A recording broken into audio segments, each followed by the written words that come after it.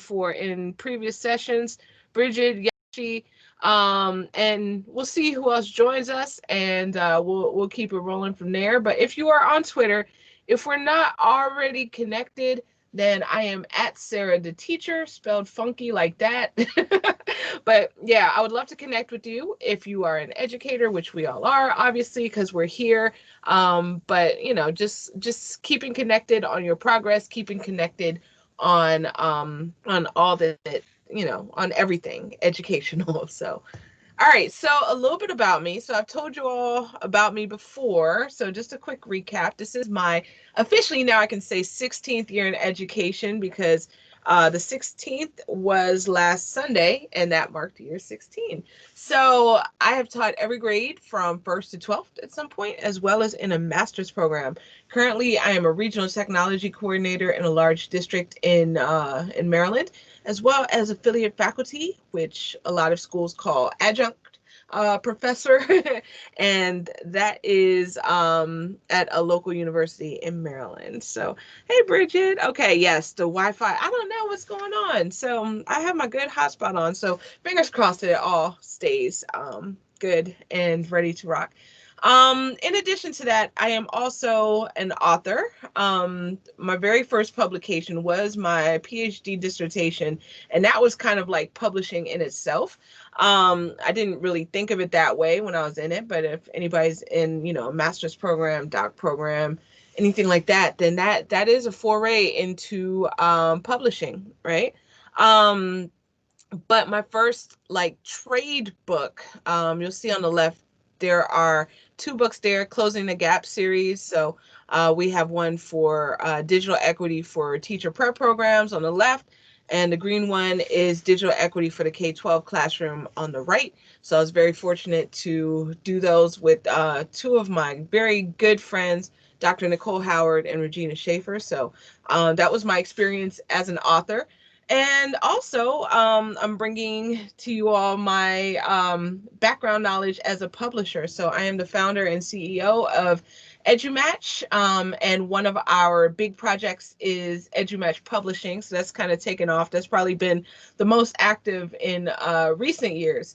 But under that, then we have released, I want to say 47 books now, so it's really moving along. So you know, I'm very thankful to the community for growing it, and I just want to bring all three of these personalities together, so to speak, and give you some tips and tricks of the trade so that you can also, if you're interested in publishing, you can kind of have a heads up on what to do.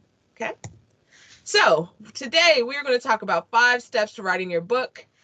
I forgot I have to click on this this image. It's funny because I just retooled this entire presentation and added new content in, so you all are the first to see it.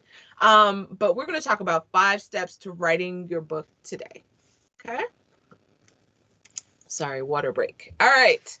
So step 1, a good friend of mine, Barbara Bray, she wrote a book for us, Define Your Why. And this, I'm stealing that phrase from her because that's something that we all need to do when pretty much with anything that we do, be it writing a book or, you know, just in general. Simon Sinek, you'll see the graphic on the left, the golden circle, start with the why.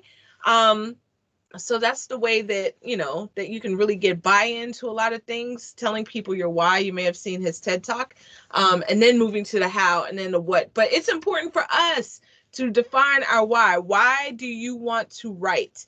Do you want, I know from my time in the classroom, there's 3 authors' purposes. There's PI, right? To persuade, to inform, and to entertain. So kind of figuring out which of those is your why for the book, but even deeper, digging down and seeing, why do you want to write a book? People write for many different reasons. Sometimes people write because they have something that has worked well for them and they want to share it. Sometimes people write because they, you know, they're building their brand, and having a book is a great way to do that and to establish yourself as, you know, to establish your expertise. Some people want to write because it's a bucket list item from when they were kids. Some people, I've seen some stories where, teachers or parents have written books because they had something that they wanted to share with their kids, be it their kids at home or their kids at work.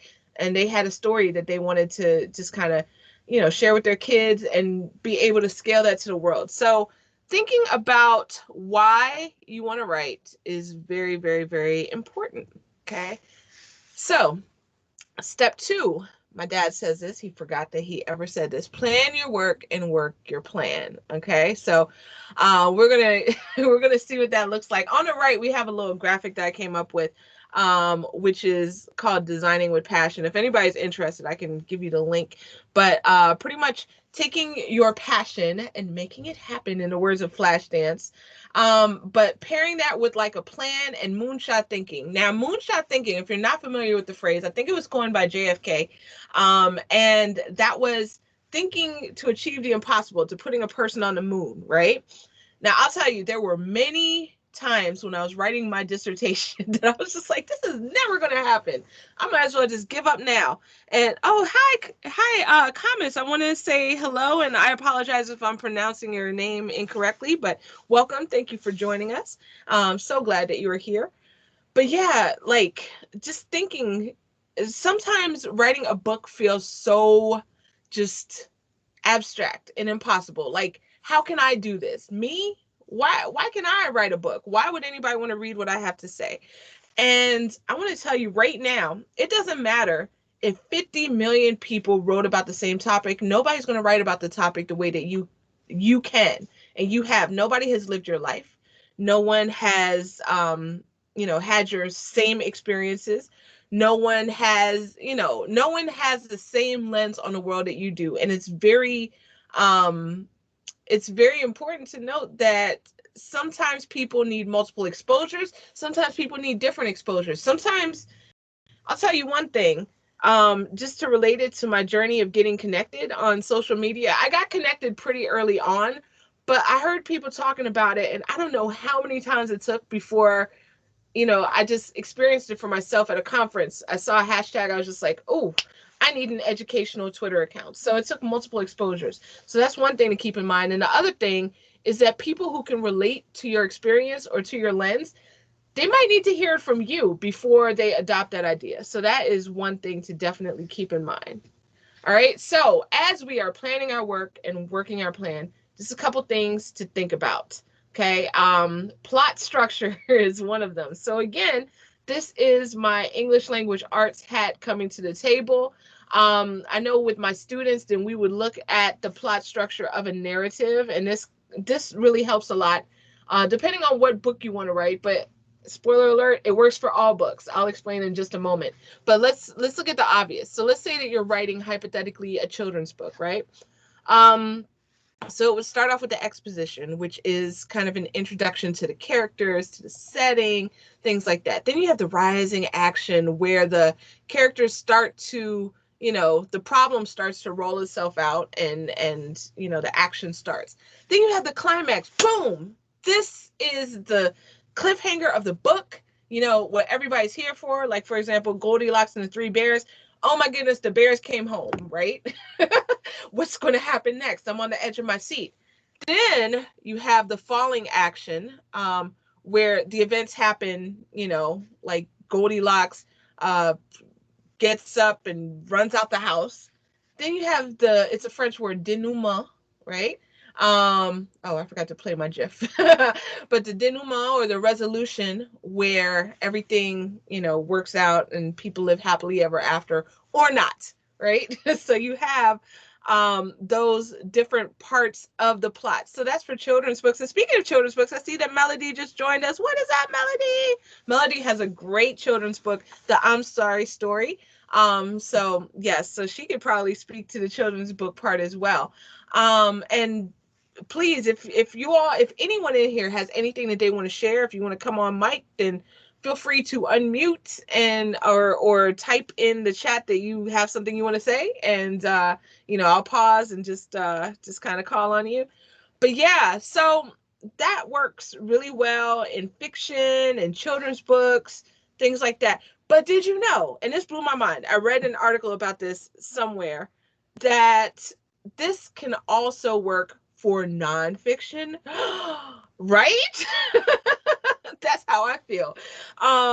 So how might this look in nonfiction? Well, okay, let me take, for example, and I don't usually carry this book with me everywhere. You see it got a little beat up because I've been taking it with me everywhere I go. But this is our Closing the Gap book, so I just happen to have it sitting over here. I can just pick it up. But the exposition, okay, let me show you what this looks like. Chapter 1, critical issues in digital equity. So that gives you kind of like, what is the problem? What is digital equity? Things that make you go, right? Chapter 2, and let me tell you up front, I have not kind of gone through this like before, this like a live kind of me checking myself to see if it matches the formula. And of course, not every book is going to be 5 chapters exactly, but this one might just be. I don't remember how many chapters we have in here, but just like approximately this follows it. Okay, chapter 2, rising action, right? You see that there? Leveraging mobile and social trends.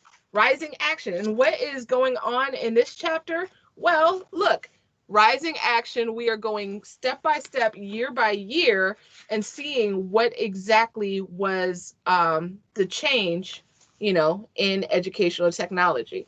Rising action. Okay. And again, I should probably say this is not an advertisement. I'm just I'm just checking myself right here. Okay. Step 3, or I'm sorry, the climax, exploring digital learning trends. This is kind of the heart of our book right here, because what we're saying is that we need to prepare teachers to, to better prepare our students. And we're looking at the actual trends right here. So we're talking about OER, online learning, things of that nature. So that's kind of like the meaty part.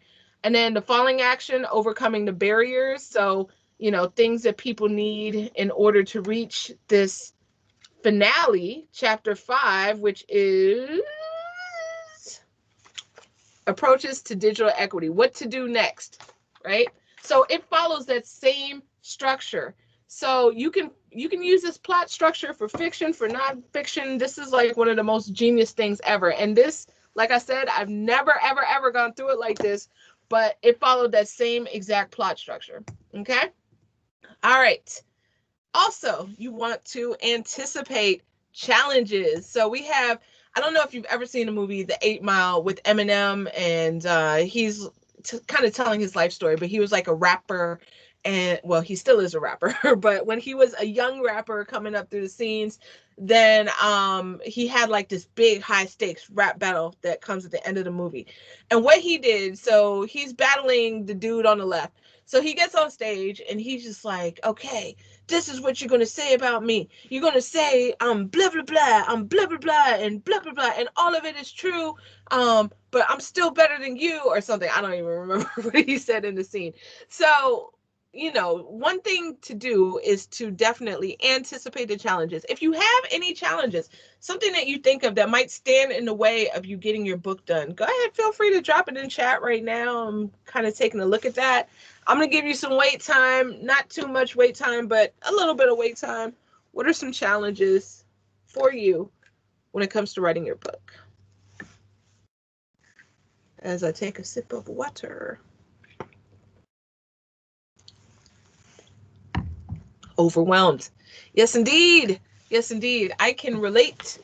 So a lot of times with the overwhelmedness, one thing that helps me, and I want to encourage you all to just go ahead and put it in the chat if you have any suggestions, because, we are better together. That's what the hashtag says. So one thing that really helps me out is to do an outline and to kind of flesh it out. I tend to do that a lot when I'm blog posting. I have a lot more, obviously blogs are shorter, so I've written more of those than books. But having that outline together and kind of fleshing it out. Another thing, and I hope this isn't TMI, but a shower gem that kind of comes to mind is actually taking a shower or doing something that requires you to be mindless. And sometimes you get the best ideas in there. So just like kind of writing them down. Also, focus journal. This is a full focus planner. Got the suggestion from someone on Twitter who got the suggestion from Lavana Roth. This thing is really cool. It helps you kind of map out your hopes and dreams, keeps you on track. So that's a really cool thing. I love what Bridget said, mapping it out with post-it notes. Yes, indeed. Yes, indeed. Jenny McGarrah uses that strategy a lot. So yes, indeed. The time to get it done. Ooh, that is a good one. Yes. So if you all have any ideas or suggestions, please feel free to drop them. As far as for me, I'll tell you, one thing that I did when I was writing my dissertation and I was on a time crunch, I would have writing retreats for myself. So originally what it looked like, I would go on like, I don't know, I have a bunch of apps on my phone, like Hotel Tonight or something like that, or Priceline, and find like a really cheap hotel, like, but a really nice hotel somewhere that you want to be and get a deal on it. And then just, just working on it for like a day or a weekend or something like that. But then that started to get really expensive. So I was just like, okay, you know what? Let me just go somewhere with Wi-Fi. So I made really good friends with my local coffee shop people. I even gave them a shout out in the dissertation because they fueled me with endless supplies of Wi-Fi and coffee. So, and I know that now it's kind of difficult, because we are living in times where it's not as easy to get out. But just, maybe one tip that Nicole shared with me, my co-author, is to have calendar invites, and to invite yourself, block it off on your calendar, and that way you can help to get it done.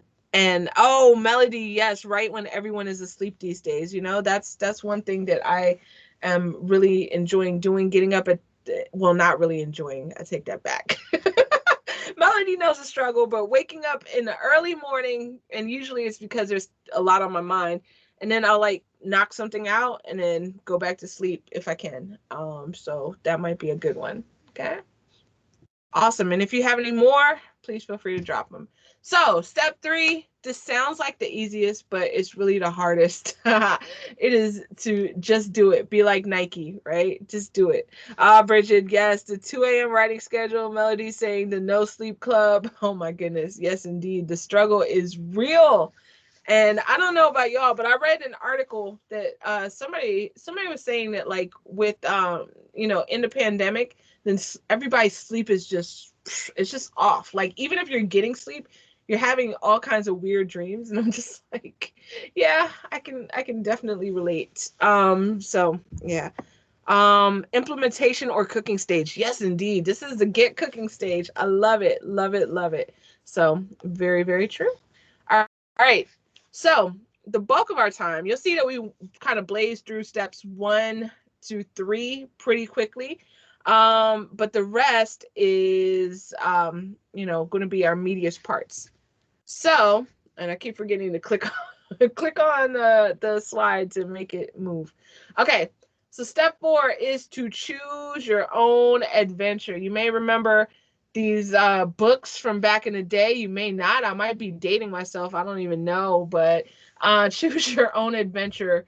And this is pretty much deciding what do you do once you have your book done. Now, I wanted to give a shout out to Gen Z. Y'all might not be familiar with Choose Your Own Adventure. You might be, because a lot of stuff has, cultural carryover. But like, if anybody's Gen Z, you might be on Netflix, and you might have seen the show I love called Bandersnatch, or no, it's called Black Mirror. They had an episode called Bandersnatch, and they had like this weird, scary looking dude on here, and the whole point of the movie was that you could choose your own adventure. And I heard that more shows are doing this now, so you can choose like your own ending. So same thing with the books. You can choose, once you have your book done, or once you have started on your book, then you choose what you want to do with it. So, all right, yes, Bandersnatch, that's right. All right, so this is by Jane Friedman. I did not create this graphic. You can find it on her website, janefriedman.com. I just kind of stumbled across it yesterday. I was looking for a nice infographic, and I was being kind of lazy. I didn't want to create one of my own, so I was just like, let me find one that I can link to. And this, far exceeded my expectations. So I went to a writer's workshop back in May 2019.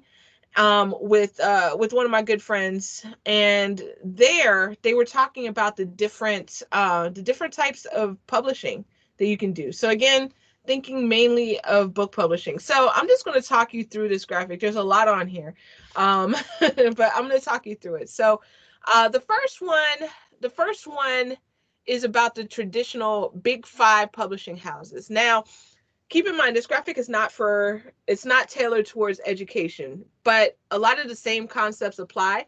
Just some of the names might be different. And I'm probably not going to list a lot of names just because, I want everyone to have their own, find your own good fit. But there are the traditional big five houses for like all kinds of publishing. There are some education books that come. I've seen them under Simon and Schuster, HarperCollins. But yeah, this is the traditional, the traditional path, right? And you can see here that typically they work with celebrity status authors. They do mostly fiction. But they also have nonfiction authors with a significant platform. So if you are out there and you are like famous or what have you, then Big Five is they'll probably come looking for you, or you might need to get an agent, right? But you can, you have the biggest chance of big media coverage. Now, there's other traditional publishing houses that you might be more familiar with. You see a lot more educational ones that we come across a lot. So depending on your book, I don't know, if your book is non-educational, then maybe, the Big Five is up your wheelhouse. And let me not even put limits on it. Maybe your book is educational and the Big Five picks it up. So cool. But there are other, similar ones to the Big Five. So you see here, Houghton Mifflin, Scholastic, a lot of these here. And the author will receive an advance. So you might hear of advances. You traditionally get these in the big publishing companies, right? And what they usually go through an agent, okay? But not always, but you need to follow the submission guidelines. They work with more mainstream authors. Let me see. So they usually have smaller advances in these guys and a more flexible contract. So then you get into small presses. Hello, nice to meet you. So small presses, those are, you're seeing a lot more of these when you come to educational books. You have a lot of kind of small press, but also in the world of education. And you have some companies that might mimic, that might be like the educational Big Five or traditional, right? But you also have a lot of what is called small press. Usually there's no advance, right? Or maybe a little bit of an advance, but generally not. And okay, so keep in mind how they sell. So usually the books will be housed on Amazon, but also, and we tell this to everybody, that the author is the best person to market their own product, because who's going to care if a company says, hey, people will care, but it won't be as effective as the person saying, this is why I wrote this. This is how, this is why it came from me. And this is what I believe in. Who's better to say that than the author themselves? So that is super important. I don't care if you're working with the Big Five, you still need to be putting in that work, talking about why your story is important to be heard, right? So who they work with, all types of authors. The value for author, then you probably have a more collaborative relationship with the publisher. That's like our favorite word, right? And then you also get, design, editorial, some marketing support. Absolutely. You usually don't need an agent for that. You should check into whatever company that you are interested in. And so some of them don't do brick and mortar bookstore distribution. Sometimes you do. So it all depends. So there is no like hard and fast rule to this. But each one is different. And I would highly encourage you to take a look around, see what publisher works the best for you and for your needs, before you approach, first of all. And just interview kind of not interview, but look around, make sure that the publisher is a good fit for what you need, because we all have different styles, different personalities, different strengths, so just kind of look around, see if what that publisher offers is something appealing to you. Okay, there's also assisted and hybrid. So I haven't encountered this as much. The first time I heard of it was at the workshop that we attended. But apparently, this is, I've met a lot of people who have had experience with these companies. And what they do is that pretty much they help you to self-publish. So you go in, you pay a fee, you pay to get your book made. And then after that, they will pay you a royalty of whatever you earn, right? Whatever you earn on your books. So the books will rarely be stocked in physical retail outlets. Always secure a clear contract. So if you're putting money up for this, then you need to know what you're paying for. I mean, in any case, with any publisher, any contract, if a contract you don't understand it, then ask questions. You need to know what you're signing, right? And you need to make sure that it is something that you can live with. Okay, now how they sell. So for the assisted and hybrid, the selling is entirely up to the author, but some do paid marketing packages. And then the value for the author is that you don't necessarily have to do it yourself. You're like paying someone to do it for you.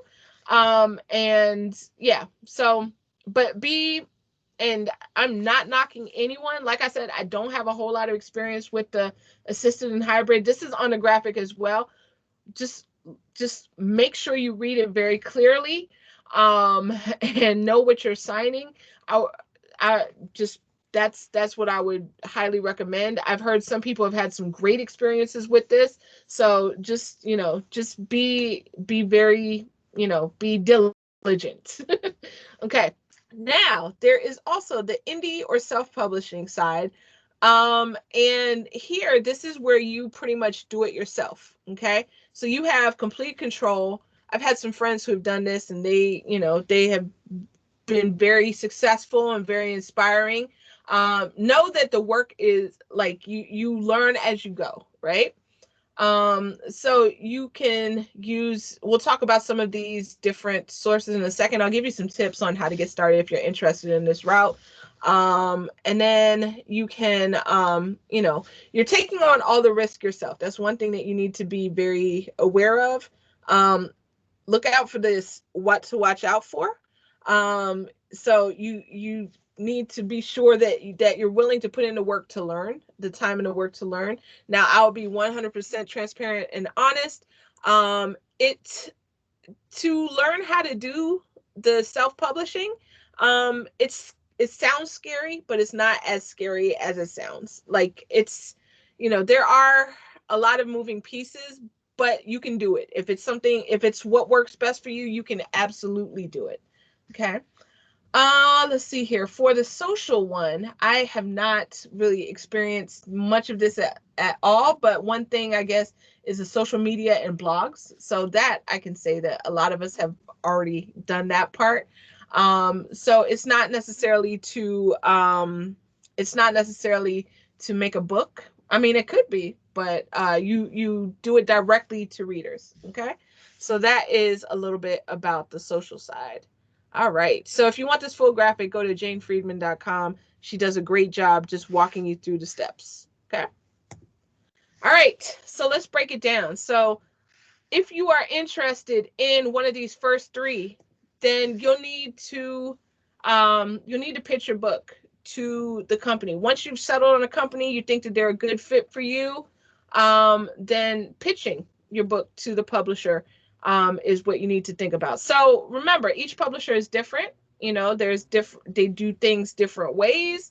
They have different strengths, different challenges. So just, watch, observe, and see which one might be the best fit for you. And then, once you narrow down your list, and do some digging. So I'll tell you some things from the publisher side of things. What we look for. when we're looking at submissions. We're looking for originality. And again, it doesn't have to be original, like the work is something that, is groundbreaking. Nobody's ever done this before. Well, every work is groundbreaking. Nobody's ever done it before because you haven't done it before. So again, going back to that lens, nobody's going to do it the way that you do it. But for originality, it could be a topic that 50 million people have written about, but if you do it in a unique way, then that is original. So so either an original topic or original presentation. Also digital presence. So this is kind of like nuanced, right? We look for folks who are engaging with their community, right? Because that is definitely an indicator of success, and it's an indicator of a lot of things if you're engaging with the community. Now, we're not necessarily looking for somebody with 5 million followers. That's not something that we're looking for, but just people who engage. It's important for many reasons. I mean, obviously to get the word out, but even more importantly, seeing how fresh your ideas are, because it's kind of a give and take, being connected. I'm going to get on my soapbox for just a second. So when you are connected online, I feel like connected is a two-way street. You're listening and you're sharing. So it goes both ways. To just like, if you do hypothetically have 5 million followers and you're following 10 people, me personally, Sarah speaking, I would be a little doubtful if I want to listen, because I want to make sure that your ideas, you're considering a variety of different perspectives before you put them out there, right? So we want to make sure that you are listening and sharing, so it's a give and take. So that's kind of where the digital presence part comes in. Expertise. Now, this is another tricky one because, expertise is kind of a very multifaceted word. Now, this does not mean that you have 50 million PhDs in your topic. No. What expertise means to us is that you, number one, you have walked the walk. So you know what you're talking about. Like if you are writing hypothetically about, let's say, I don't know, if you're writing about remote learning, but the last time you taught was like 1974 and you have not done anything since, then that's not quite a fit. You know what I mean? So hypothetical question, because I can't hear y'all. Right? But if you are like, if the last time you taught was 1974 and you're talking about what lessons can we take from the past, then that is, you nailed it, right? That is it right there, So we're looking for that expertise, but not only that, we're also looking at, is this just you sharing what's on your mind? Or going back to the digital presence, when we're talking about that give and take, are you also supporting it with, other people's ideas? Not just supporting it, but also addressing anything that might poke holes in whatever it is that you're saying. Right? Going back to that Eminem thing, right? So how do you plan to bring in support for what you're saying? So that's part of the expertise. The conventions, definitely making sure that your work is polished. Because I mean, yes, there is like, with most book publishing companies, then you'll have like editing, but also it takes away a lot from editing if there's got to be a lot of convention correction in there. So making sure that your piece is in a good shape. And the last piece, and probably the most important, let me see how much time I have to see how much soapbox time I can get on. Workability. So kind of like, and workability, I had a hard time kind of narrowing down the essence of what I was trying to say into one word, but workability, coachability, teamwork ability, all of that different stuff. Like, what are you bringing to the team, right? Because depending on, let me back it up for a second. So when you get on the left side of this slide, right, then these are kind of more detached. But when you get to like the small presses, then it tends to be more tight knit, right? So, want to make sure that you're bringing something to that team dynamic, and that, the positive attitude, the just bringing something as opposed to being difficult, for lack of a better term. So that workability is also very important. I know that for us, and again, this is what we look for. When I say we, I'm talking about me and my crew. So shout out to Melody, right? So this is not what every publisher looks for, but I would say, and I just totally lost what I was about to say. I am so sorry. Hopefully it'll come back. But one thing I will say is that everything that we've built together, it's been literally, we have built this together. Everyone who's come in has brought something. They brought like a piece of themselves, and I mean, this is how, this is how we grow. So teamwork really does make the dream work. Okay. All right. Oh, Melody, thank you. All right. So talking about option B, do it yourself. So let's say that you wanted to go more so to the right side of that infographic that I shared. Then just wanted to give you a few tips and tricks to get you pointed in the right direction. Okay, so once you have your book, then there are some tools that will be your best friend. These are some of the ones that I use on a regular basis. Hopefully they will help you out. So let's start first with Grammarly. So, okay, so for Grammarly, it is a program that you can use, and also it's an add-on you can use in Microsoft Word, or you can use like the extensions online or the standalone program. But what it will do is that it will go through your work, and it uses artificial intelligence to make sure that your work is correct. There's not errors in it, and it even helps you out with the readability. There's even a plagiarism checker. It's freemium, meaning that you can pay more for more advanced features. I typically do the paid version just because I want the most out of it. I don't use all of the different functions because that would take me forever.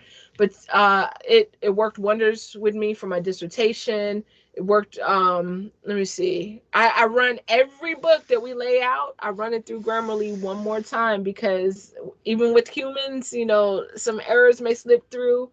Grammarly is not always correct too, so you don't have to accept every single suggestion it gives you, but Grammarly will often pick up like some things that we have all missed as we were reading through it one last time. And sometimes even Grammarly doesn't pick up some things. That happens all the time in books. So don't, like, when your book is out there in the world, don't freak out or get discouraged if you happen to come across an error. It is in so many different books.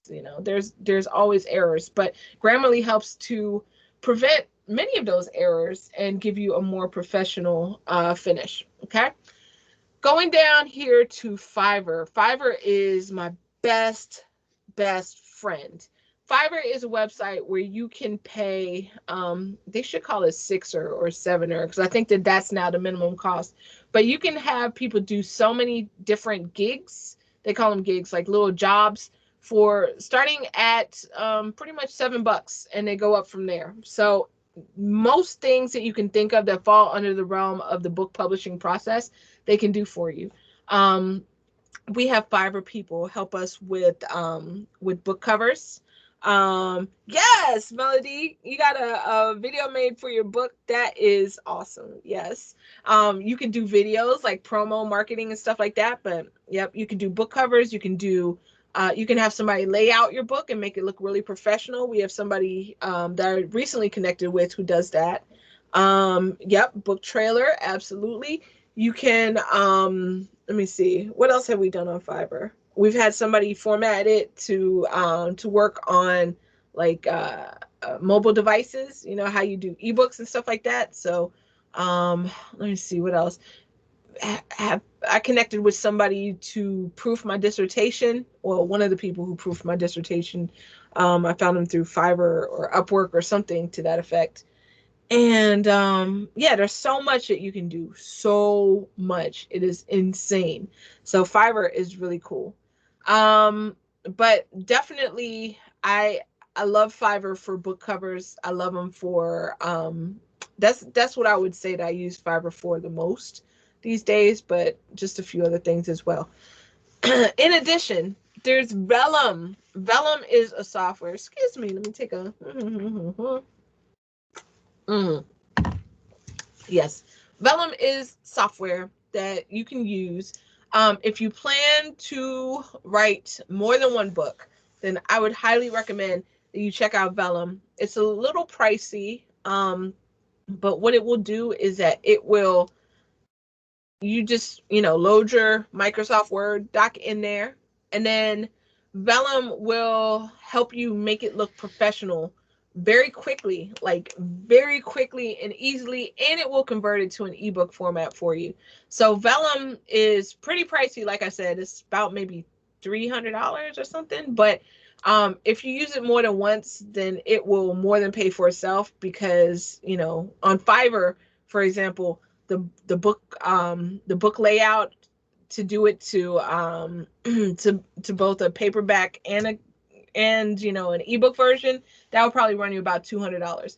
Vellum, if you write 2 books, then it more than pays for itself. So I would definitely check that out.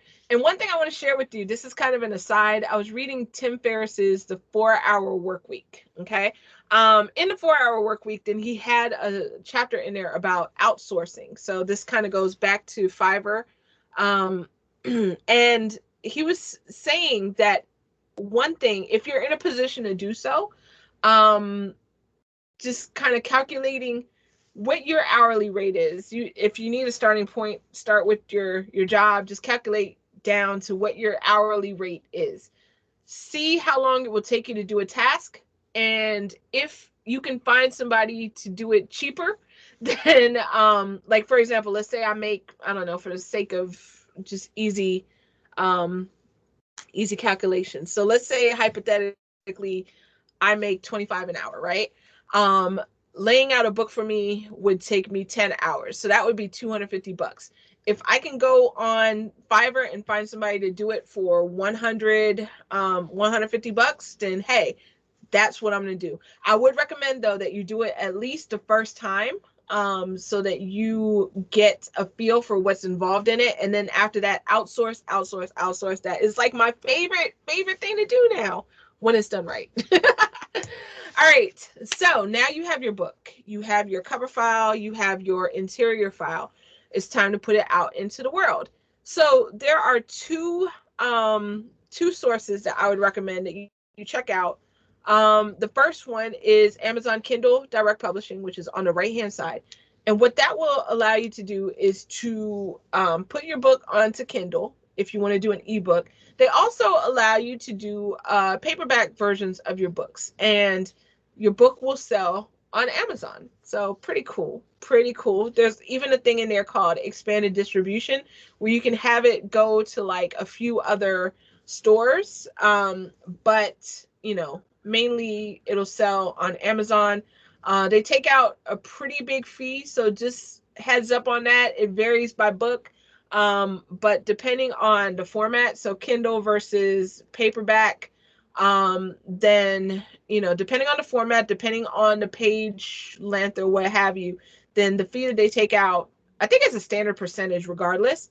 But oh, thank you so much. Yeah, I think it's a standard percentage, but they will definitely take out fees. So that's one thing that tends to surprise a lot of new authors. Like, let's say hypothetically you have a book priced at $20. Amazon, if you go through KDP, they'll probably take $5 off the top, hypothetically, to print the book. Then another $5 to sell the book for you. So you're left with 10. So sometimes that kind of throws people for a loop, because they're just like, oh wait, I was expecting to get the full 20. No, they take a hefty cut. So just keep that in mind. But the good thing about Amazon is that, a lot of people buy books on Amazon. Specifically, if you're in education, I would say through Amazon and through Barnes and Noble, that's where people tend to buy the most books. So I would definitely say to grab to get on there. And if you want to just stay on Amazon, then that is still already a worldwide, just about distribution network that people can access your book from anywhere in the world. And you can even set it up what countries you want them to be able to access it from if you want to get that granular. I'll give you an example. So my dad wrote a book, and his book was published through a Haitian company because my family's from Haiti. So, the publisher of my dad's book and I kind of went into an agreement that we'll give worldwide distribution, with the exception of Haiti. So I was able to go in and turn off Haiti because it's already being shared there. So that's one example. Okay. Now, oh, okay, absolutely. I will definitely try to post the link to the slides. So thank you so much for coming and checking it out. All right, so Ingram Spark is another one. Now this one we got on a little later, but oh my gosh, Ingram Spark, you want to definitely get on there. If you want your book in Barnes and Noble, you have to get on Ingram Spark. I'm just going to tell you that right now. If you are a self-published author, or if you have a small publishing company, Ingram Spark, you have to get on there. They'll also do Amazon for you, but it's better to do it through Amazon directly, and then and let Amazon sell the books, because they'll take a cut. But if Ingram Spark, they'll take a cut off of Amazon as well. So Ingram Spark will take their cut, and then they'll take an additional cut off of Amazon. However, sometimes you can't. There's like not really much you can work around it. There's certain cases, and a lot of times in children's books, where Ingram Spark, they tend to they goodness gracious, I'm losing my mind right now. But Ingram Spark helps you through the process a little better than Amazon would. So sometimes some of our books are just on Ingram Spark when it comes to that. So Ingram Spark is just like Amazon, except they have like more of a physical brick and mortar type presence. So let's say that I wanted my book to be in Barnes and Noble. So Ingram Spark, that's how I'd get it in there. Sometimes Barnes and Noble will pick up books from Amazon, but it's not like a guaranteed. Ingram, they most likely will. So a few things that you need to know about Ingram: it is much more complicated than Amazon is. However, you can kind of go in and learn it. I would recommend a group and a podcast called Self-Publishing with Dale, and I really learned a lot about the Ingram Spark process through him. So check that out. I see now that we're starting to get shorter on time, but I would say that Ingram Spark is it's definitely where you want to be. Don't miss that step, because if you do, you're leaving a lot of readers out in the cold who won't be able to access your stuff. So Ingram Spark will get you that reach where Amazon will not. So I would say doing both in combination. Use the same ISBN. I don't remember what it stands for, but that number for the book. So if you have a paperback version of your book, set it up first in Ingram Spark, then set it up in Amazon, and then it will use the same number. Okay. I would recommend buying your own ISBN. That's another thing. So you'll have the option to do free ISBNs on Amazon and on Ingram Spark. That's one thing I would say. Pay for it. It's expensive. It's like $100 if you do just one, but that will let you set it up under your own company, your own imprint, right? You don't have to legally go through establishing a company to have an imprint, but it looks better as, Jane Doe Publishing, right? As opposed to the publisher being listed as Amazon, right? So I would say that's one pro tip. All right, step 5, marketing. So water time, hold on. So marketing your book. I'm not going to go too far into this one right now. I just want to give you a general overview, just because we only have like 9 minutes remaining, and I want to leave some time at the end for question and answers. But again, as we said before, It's so important for you to get the word out there about your book. You really, really, really, I didn't even know that the GIF was going to do that. I only saw him sipping the coffee, so I apologize. But yeah, so you need to get the word out about your book because it's your story. You are the author. Nobody is going to tell it the way that you are. Nobody's going to talk about it the way that you are. Nobody's going to spread the word the way that you do. So marketing is something that you need to know, regardless if you're going through traditional small press or especially self-publishing. Okay. So one book I would highly recommend is Your First 1,000 Copies. Check that out. Look it up.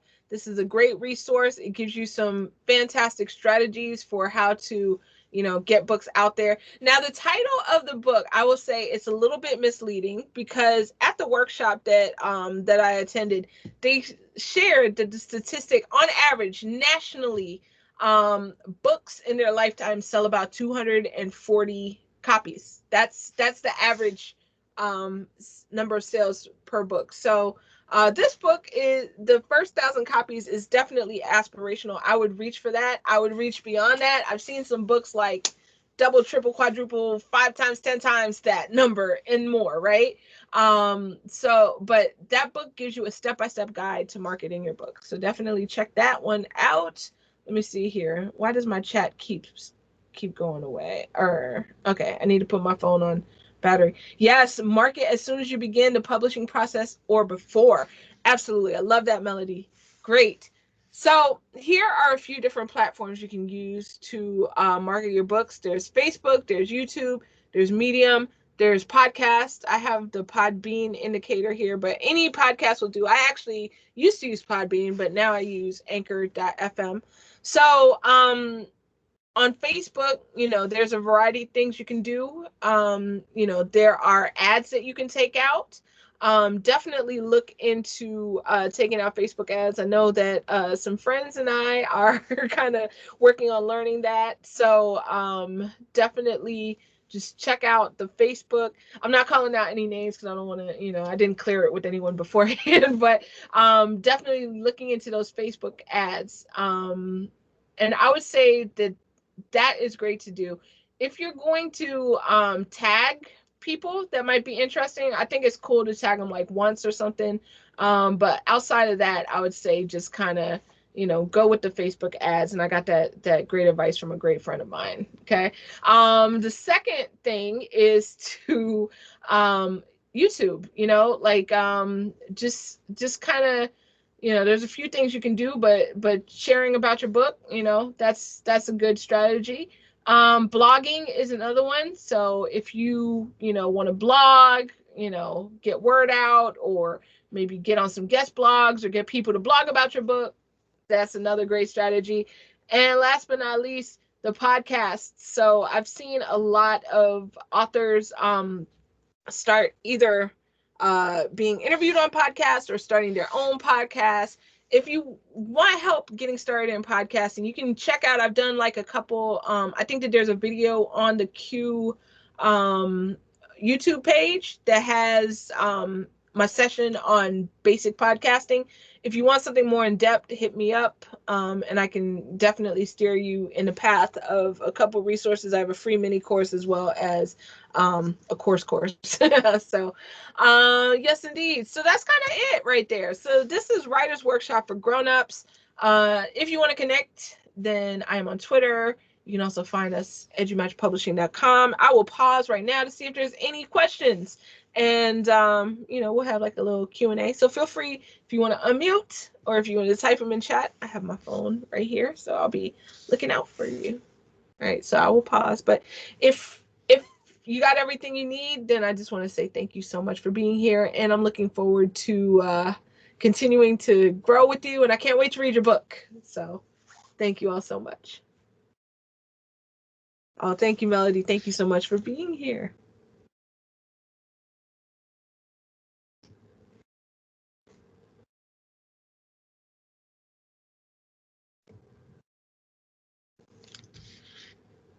All right, everybody. Well, want to thank you again for your time, for your attention, and for being here. So thanks again.